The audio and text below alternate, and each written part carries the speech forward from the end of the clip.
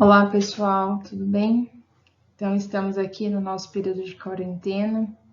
Lembrando que a Unic instituiu que esse prazo vai se prorrogar para o dia 13 de abril. Então, nesse período, por favor, fiquem em casa, tá?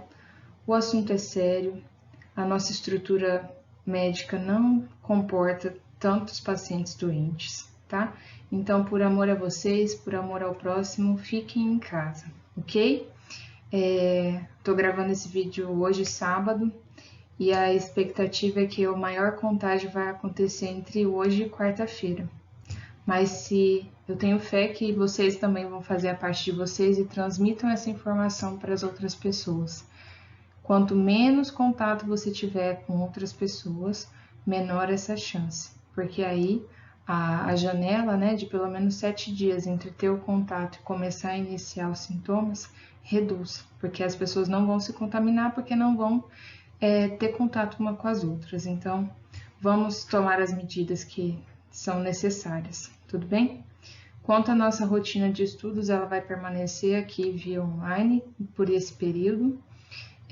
Sei que não é o ideal, mas é o que nos sobra neste momento, e então a gente precisa ter empatia e compaixão e tentar caminhar, continuar caminhando mesmo diante disso tudo que está acontecendo, tá? Então, o que eu sugiro para vocês? Tentem simular a rotina de como se vocês estivessem indo para a faculdade. Então, na segunda-feira, às 19 horas, sentem de frente ao computador e simulem como se vocês estivessem na sala de aula, porque aí vocês não perdem a rotina de estudo, porque isso tudo vai continuar e quando a gente voltar, vocês vão ser cobrados quanto a isso, tá? Então vamos lá. O assunto hoje, a gente começa a unidade 2. O primeiro tema é traumatismos na coluna vertebral. Para a gente começar essa introdução, a gente tem que lembrar que todo traumatismo na coluna vertebral corre o risco de desenvolver uma lesão medular e se tornar, então, deixar de ser um problema apenas ortopédico, mas também mal higienizado, tá? Um problema neurológico. Então, vamos lá. Para a gente começar, o traumatismo na coluna é uma causa importante de morbidade e mortalidade na população mundial. Geralmente vai estar associado, então, com atos de violência e acidentes, em especial de trânsito, certo? Mas eu até coloquei a imagem aqui que o colega tinha mencionado em sala, né? O caso do Neymar, que foi então um trauma esportivo. Além do Neymar, a gente tem o caso da Laís Souza, que também teve um traumatismo, né, medular na coluna vertebral, que culminou na lesão medular durante a prática esportiva, tá? E esse tipo de lesão gera um custo para o sistema de saúde muito elevado, né? O tratamento todo é muito caro e vai levar esse paciente a uma incapacidade física e aí provavelmente vai aposentar, não vai mais ser uma mão de obra ativa e isso economicamente não é legal, tá? Então, quanto mais a gente puder evitar, melhor, tá? Eu coloquei lá um link também para vocês assistirem um vídeo bem legal passando sobre como um trauma pode acontecer e como ele pode ser tratado, né? Numa velocidade virtual, né? Que o vídeo coloca, mas que para a gente ter um pouco de noção do que é esse universo do traumatismo. Para começar a falar, a gente precisa relembrar a anatomia óssea da coluna vertebral, tá? Lembrando que a coluna ela é dividida em segmentos, em cervical, torácica, lombar, sacro e cóccix, totalizando então 33 peças. Na coluna cervical, lembrando a curvatura fisiológica de uma lordose, compostas então por 7 vértebras. A coluna torácica composta por 12 vértebras. A lombar tendo então também como curvatura fisiológica uma lordose, 5 vértebras, o sacro mais 5 e o cóccix 4 vértebras. fundidas, né? Elas não se articulam como as demais. A gente precisa lembrar um pouco do formato das vértebras, né? A mais comum, lembrando que as vértebras cervicais vão ter esse processo por onde passam as artérias vertebrais, onde a gente vai ter um forame diferente que já não existe nas vértebras torácicas e lombares, por exemplo, tá?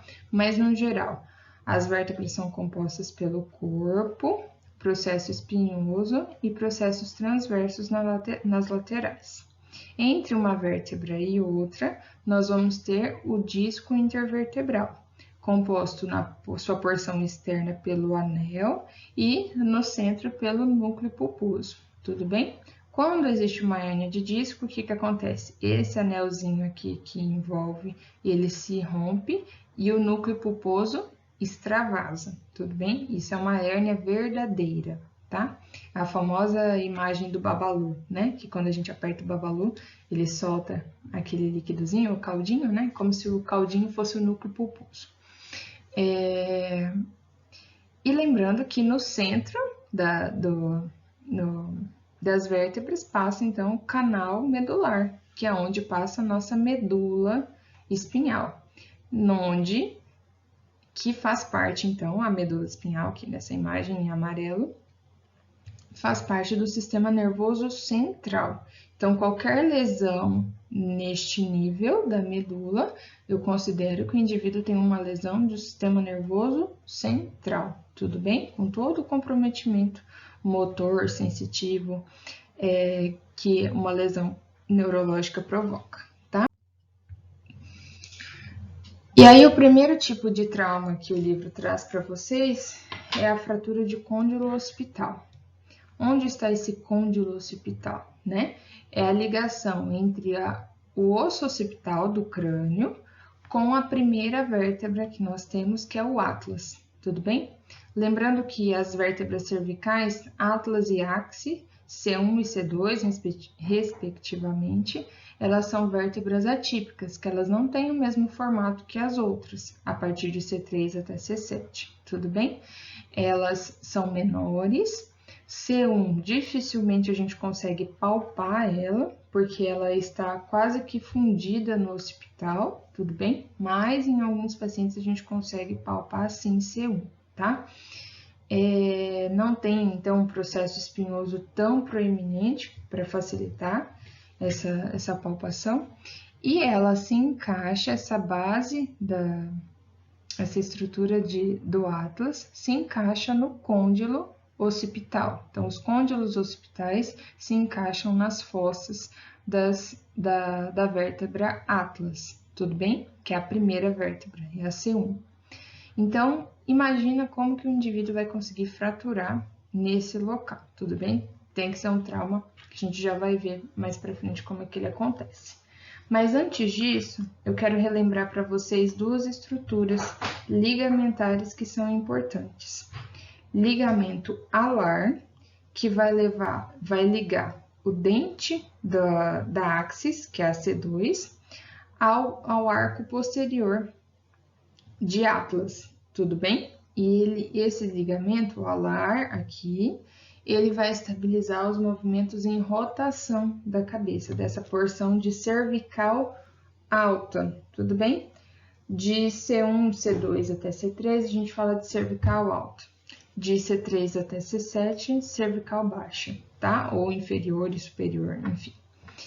Então, ligamento alar, dando estabilidade nos movimentos de rotação, e membrana tectória, que é como se fosse um prolongamento desse ligamento longitudinal posterior. Nessa porção posterior, ela forma como se fosse uma tenda entre o occipital e C1, desculpa, dando essa estabilidade nessa estrutura e vai sustentar, aí olha que importante, a passagem da medula espinhal nesse trajeto. Então, qualquer lesão aqui, eu já sei que o indivíduo vai ter uma grande chance de ter exposto a medula espinhal nessa lesão, tá? Então, os tipos de fratura côndilo occipital. ele traz 3 tipos, e aí a gente vai descrevendo. As imagens que eu encontrei não foram as melhores, mas a gente tem que se ligar mais no tipo de lesão, se ela é estável ou instável e a chance disso provocar uma lesão maior, tá? Então, na do tipo 1, é uma fratura impactada, como de uma sobrecarga axial, tudo bem? No crânio sobre o atlas. Então, é como se o indivíduo caísse algo em cima da cabeça dele e desse essa pressão de cima para baixo, ou ao contrário, né? Um mergulho e bate a cabeça no fundo, numa pedra, no fundo da piscina, e vai levar essa fratura impactada do crânio sobre o atlas. Tem um pouco desvio de fragmento para o forame magno, que é aquele forame que a gente tem na base do crânio, né? Que é onde vai passar o nosso tronco encefálico. E os ligamentos estão preservados. Ligamento alar e membrana tectorial, que eu acabei de citar, vão estar preservados. Então, a estabilidade desse local também vai estar preservada. Já no tipo 2, além da fratura do côndilo, eu vou ter a fratura da base do crânio, tá? Geralmente por uma lesão de trauma direto, então algo mais local, não é algo de impactação.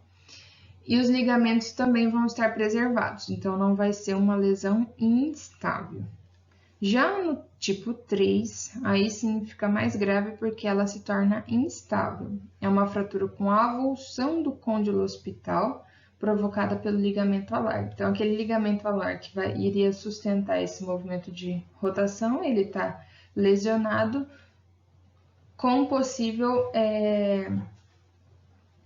projeção dessas estruturas para o canal medular, levando então à lesão medular.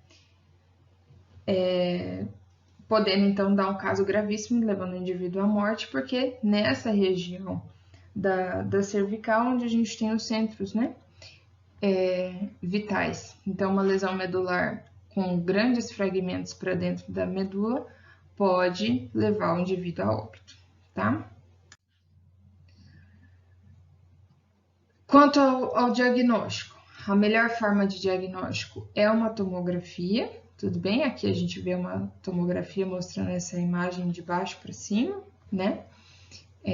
Aqui não tanto a gente consegue visualizar, mas nessa do centro a gente consegue observar a descontinuação da estrutura óssea da vértebra. Mas o que a gente chama atenção é que depois de um trauma, depois de um acidente, se o indivíduo começa a relatar dor cervical e um espasmo muscular, né, uma dor maior nessa região cervical muscularmente, é um alerta para a gente prestar atenção e pedir aí sempre um raio-x. Raio-x geralmente nessas lesões impactadas ele não é tão específico, o melhor mesmo é a tomografia, tá? Para evitar que esse indivíduo não desenvolva um traumatismo craniano encefálico, porque a gente sabe que depois das próximas, mesmo após 48 horas do trauma, o indivíduo ainda pode começar a manifestar uma lesão neurológica de traumatismo craniano. Então, sempre que tiver choque do crânio, principalmente algo mais específico em algum acidente, a gente precisa fazer o exame de forma preventiva para descartar que esse indivíduo não vai desenvolver um traumatismo, que ele tenha tido um traumatismo, mas os sintomas podem aparecer 48 horas depois do trauma. Então a gente precisa ficar atento a isso, tá? Depois, o outro tipo de fratura é a fratura do atlas, tudo bem? Da própria vértebra. A gente falou mais do côndilo occipital, que é na base do occipital ainda, falando de crânio, né? Nessa ligação do occipital com o atlas. Agora, quem vai fraturar é a vértebra em si, tudo bem?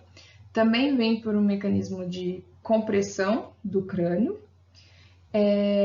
provocando a ruptura que cortou, mas é dos ligamentos, tá? Do ligamento transverso, que vai desestabilizar essa estrutura. ela é denominada de fratura de Jefferson, e o tratamento mais indicado vai ser a redução por tração craniana, como se ele tracionasse o crânio e reajustasse ao que foi lesionado, e imobilizasse, então, com colar cervical, tá? Aqui mostra em uma tomografia a lesão.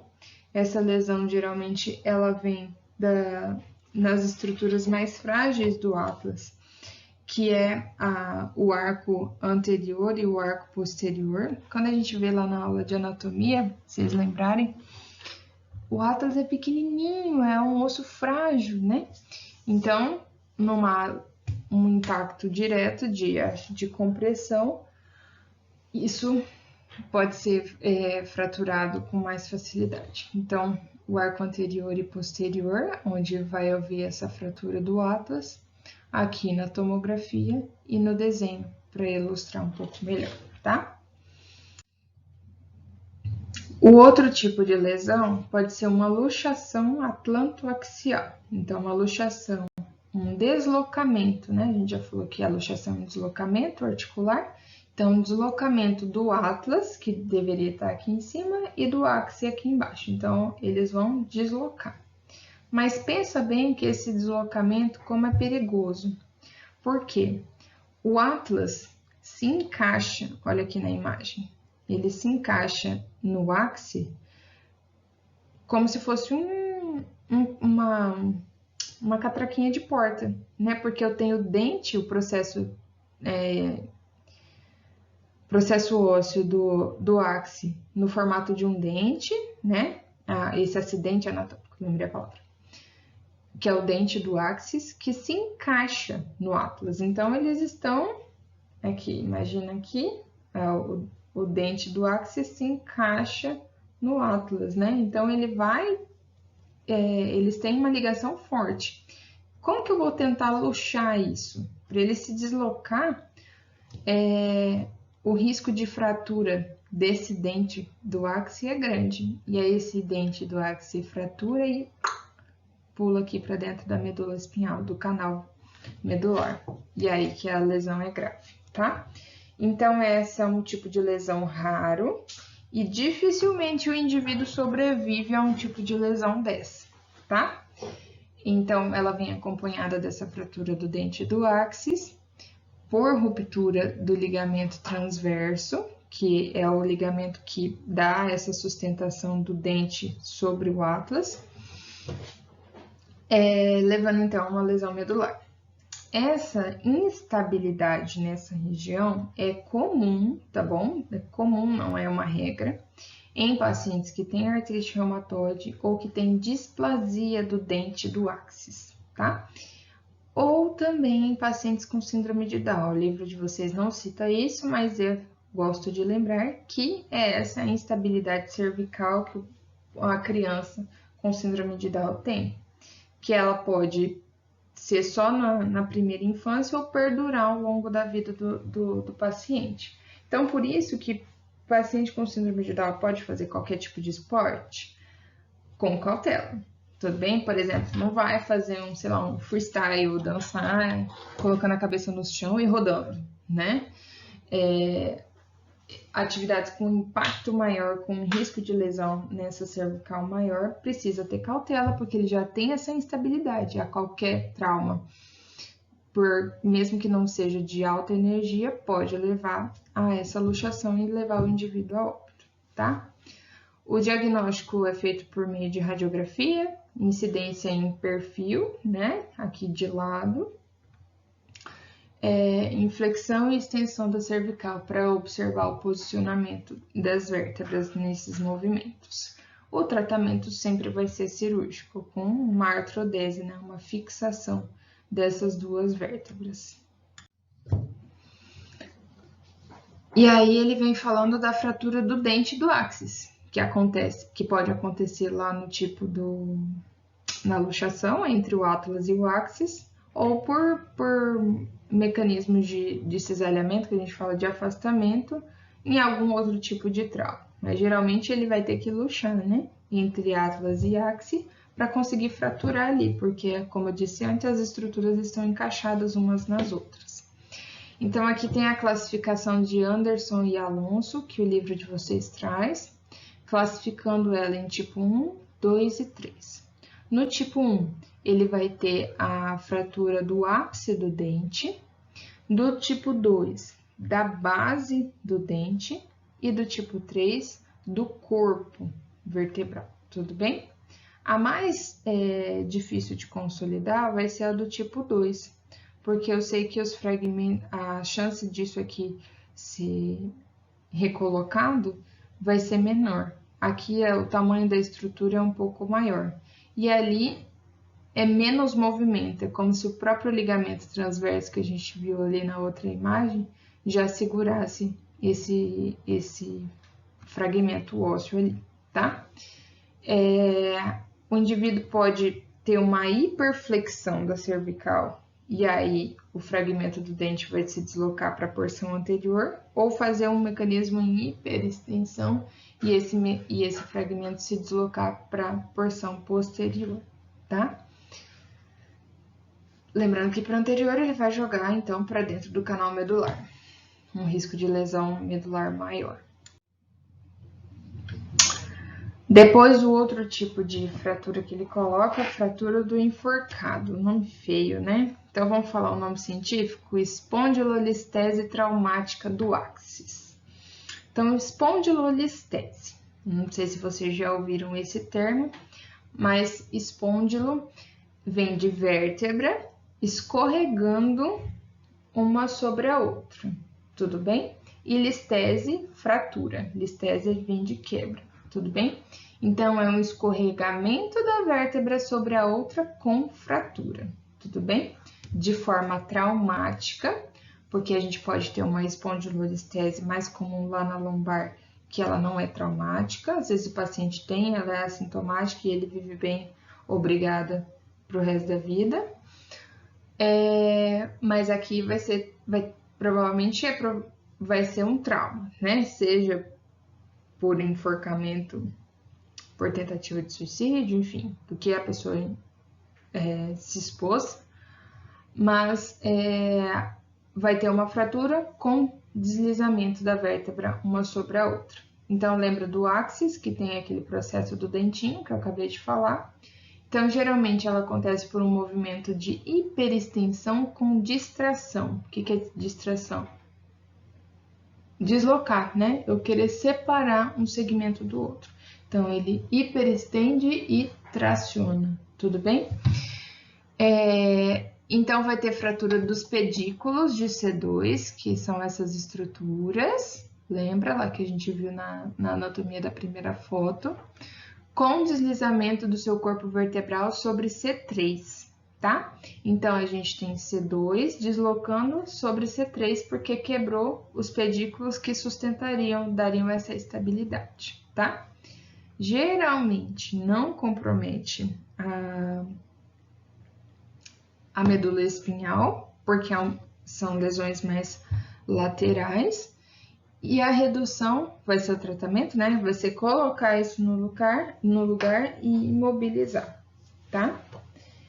Isso de acordo com o livro, mas dependendo da extensão da lesão, pode ter a necessidade de alguma intervenção cirúrgica. Depois, as fraturas que ele vai classificar, fraturas e luxações da cervical baixa. Até então a gente estava falando de hospital C1 e C2. Agora a gente vai falar de C3 até C7, falando de cervical, né? Existem algumas classificações dessas fraturas. O livro de vocês traz duas. A primeira ele coloca a classificação de Allen, de 1982, que essa lesão pode ser em compressão e flexão, então aperta e flexiona, e vai levar a uma lesão desse trecho da cervical, tá? Lembrando que, se a gente for pensar, C4 é o centro da nossa cervical. Então, é uma das regiões mais móveis, tá? A cervical como um todo, ela é bem vulnerável à lesão, porque é uma região mais móvel, tem mais mobilidade na nossa coluna, cervical e lombar, por isso que tem mais lesão nessas regiões. E o centro dela seria C4. Então, uma lesão em compressão e em flexão pode levar a uma fratura de qualquer um desses trechos, não tão comum, então, na cervical alta, mas também acontece, como a gente já citou. Ou uma compressão vertical, tipo só comprime, não flexiona nem estende.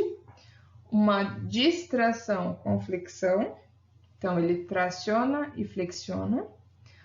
Uma compressão com extensão, então ele comprime e estende a cervical.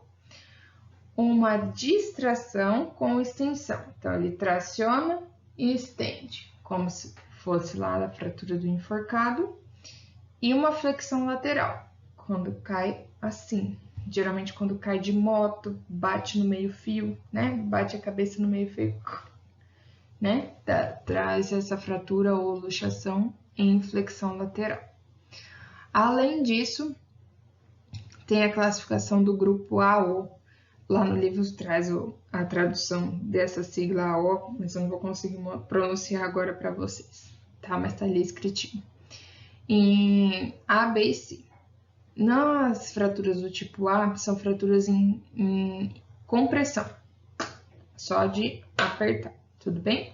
Ela pode ser A1 de impactação, A2 de separação ou A3 de explosão, geralmente por arma de fogo, tá?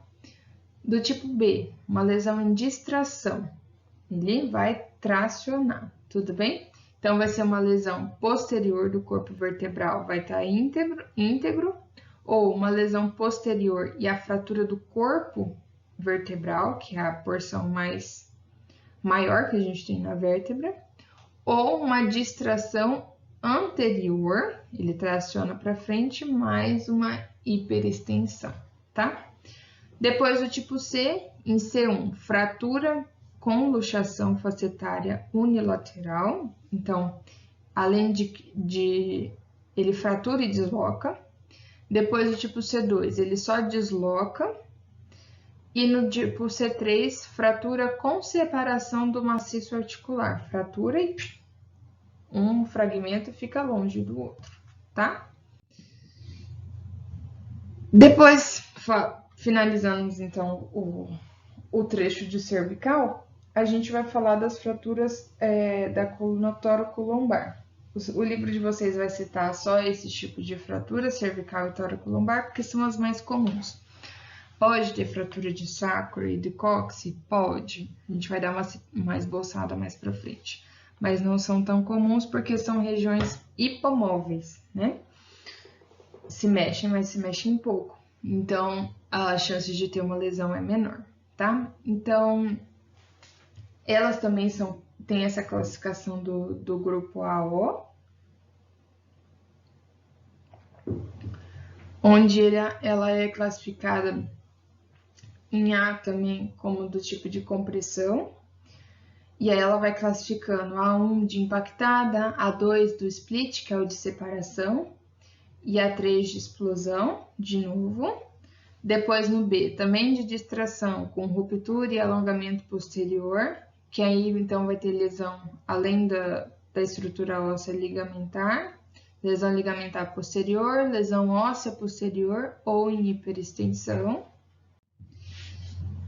E no tipo C, a C de cisalhamento, de tração, né? Do tipo A com rotação, tipo B mais rotação e a C3 cisalhamento e rotação, tudo bem? Então ele separa e roda, ok? Aqui no C1, tipo A, que é o de impactação, então impacta mais roda, e do tipo D, tipo B mais rotação, tá? Depois que falou dos vários tipos de fratura que o indivíduo pode ter na coluna cervical e na coluna torácica, ele vem falando do traumatismo raquimedular, que independente do segmento, essa lesão medular, uma lesão então neurológica, pode acontecer. 2/3 das pessoas que fraturam a coluna cervical vão ter uma lesão medular, então as chances, sempre quando o indivíduo tem uma fratura cervical, a gente fica atento, porque pode ter uma lesão medular. 10% dos que têm lesão torácica têm lesão medular e 4% daqueles que têm lesão lombar vão ter lesão medular, tá? Porque na fratura lombar a gente tem espondilolistese, que é uma situação que, por exemplo, o idoso pode desencadear, tem lá a fratura, o tratamento é conservador, exercício evitando grandes amplitudes, mas sempre tentando estabilizar, não vai ter que usar colete nem nada, tá? E não vai lesar a medula, porque são estruturas maiores e com um aporte muscular maior, o que dá mais estabilidade na região, diferente da cervical, tá? Mas vamos lá. Nas lesões medulares, que a gente já viu isso aí lá, para quem já fez fisioterapia na atenção secundária, a gente fala dessa escala de Ásia, né? A escala de Ásia, ela tem um mapa de dermátomos. Eu vou até anexar aqui depois para vocês olharem a forma como ela é avaliada. Então, ele vai avaliar os dermátomos do nosso corpo, testando sensibilidade e função motora para identificar qual é o nível da lesão, certo? Se essa é uma lesão completa, então ele vai classificar de A a E.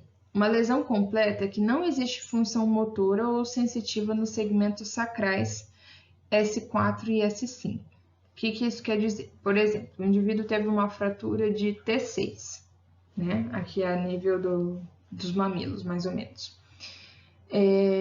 Lesou T6. Então, a gente prevê que abaixo de T6 para baixo não vai ter função motora nem função sensitiva, tudo bem? Isso é uma lesão completa, quando a gente avalia do dermátomo para baixo e o paciente não tem nada de sensibilidade, nada de movimento motor ativo preservado. E nem o reflexo bulbocavernoso, que é aquele reflexo anal, que é o indicativo de do segmento S4 e S5, tá? Então, da lesão para baixo ele não responde nada. Então, ele tem uma lesão completa, tudo bem? Com a chance de reversão remota.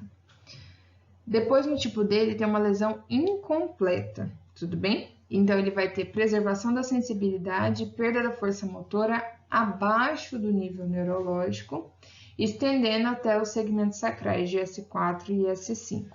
Então, ele preserva a sensibilidade abaixo do nível da lesão, mas perde um pouco de força, tá? Então, é uma lesão incompleta. Outro tipo de lesão incompleta é do tipo C, onde aí é ao contrário. A função motora é preservada abaixo do nível neurológico e a maioria dos músculos abaixo desse nível tem um grau menor ou igual a 3. Então, preserva a função motora abaixo do nível da lesão, mas essa preservação motora, o indivíduo não vence a gravidade, o músculo não vence a gravidade, então ele, no máximo ele vence a gravidade, no máximo ele vai ter grau 3, tá? Na lesão incompleta do tipo C.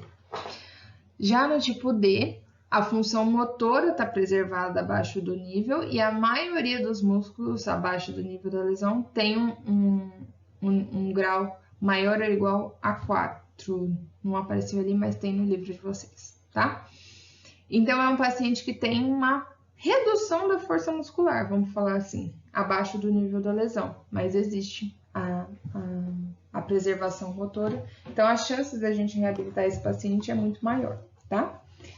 E normal é o E, onde ele tem sensibilidade e força motora preservada abaixo do nível da lesão, tá? Então, essa é a escala que a gente usa para avaliar um paciente com traumatismo raquimedular ou um traumatismo medular. Aqui eu coloquei essa imagem para a gente lembrar os tipos de de traumas que podem levar à lesão medular. Pensando em cervical, movimento em chicote, né? Que o paciente, o indivíduo tá, por exemplo, está dirigindo e bate em alguma coisa, no muro, numa árvore, e ele vai com a cabeça para frente no volante e volta, né? Nesse movimento de chicote. Ou nos mergulhos em água rasa, tá? Que também são grandes causadores de lesões medulares. Além disso, mergulho ou de cabeça ou sentado, tá? Além disso, arma branca, arma de fogo, acidente de trânsito com quedas, acidente de trabalho, principalmente na construção civil, queda de cavalo, enfim. Aí as áreas esportivas também de grande impacto. Quanto maior o impacto tiver no esporte, maior a chance de lesão, tá?